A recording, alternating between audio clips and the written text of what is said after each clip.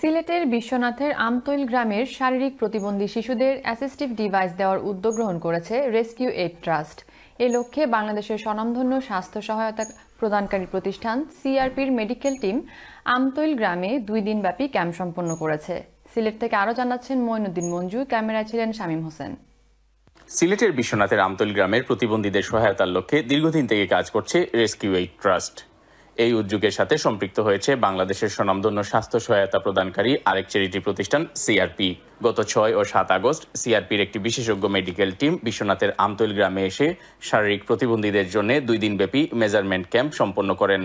এই ক্যাম্পের উদ্দেশ্য প্রতিবন্ধী শিশুদেরকে অ্যাসিস্টিভ ডিভাইস দিয়ে তাদের চিকিৎসায় সহায়তা করা।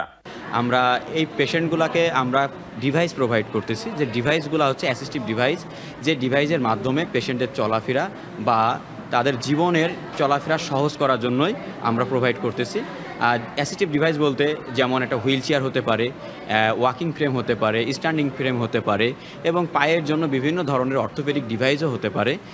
অনেক বাচ্চা আছে যারা স্ট্রোক, তারপরে সিপি, স্পাইনা বাইফিডা রোগে আক্রান্ত, তারা জন্মের পর তারা অ্যাসিস্টিভ ডিভাইসের সাহায্য পায় না। সেজন্য আমরা সিআরপির মাধ্যমে রেস্কিউ এইড ট্রাস্টের অর্গানাইজেশন থেকে তাদের সাপোর্টিভ ডিভাইস দিতে এসেছি। রেস্কিউ এইড ট্রাস্টের নেতৃবৃন্দ জানালেন, সব মিলিয়ে শতাধিক শারীরিক প্রতিবন্ধী শিশুকে বাছাই করা হয়েছে। তাদেরকে খুব তাড়াতাড়ি উন্নত মানের অ্যাসিস্টিভ ডিভাইস দেয়া হবে।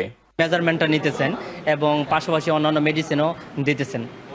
আশা করি আমরা কয়েকদিনের মধ্যে হুইল চেয়ার এবং অন্য যেগুলো ম্যাটেরিয়ালসগুলো রোগীদের প্রয়োজন সবকিছুর ব্যবস্থা হবে ইনশাল্লাহ। সিআরপি ছাড়াও এই উদ্যোগে রেস্কিউ এইড ট্রাস্টের সাথে স্থানীয় সহযোগী সংস্থা হিসেবে কাজ করছে mankind charitable foundation. Moinuddin Manju, channel S news, Sylhet.